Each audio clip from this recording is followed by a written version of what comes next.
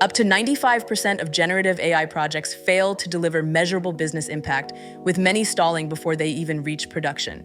Teams pour in time, money, and effort, only to see minimal results. Jacob Saunders, EVP of Professional Services at Atmosera, says it clearly. AI is a capability you cultivate across people, processes, and platforms, not a tool you install. Many AI initiatives fail because the goals are unclear, data is messy, and integration is weak. Pilots often succeed in isolated environments, but collapse when faced with real-world complexity. Hype-driven projects, skill gaps, and insufficient testing amplify the problem. Startups and enterprises alike fall into these traps when they chase trends instead of measurable outcomes. To succeed, organizations must define clear business problems and ROI, audit and prepare their data, and embed AI into real workflows.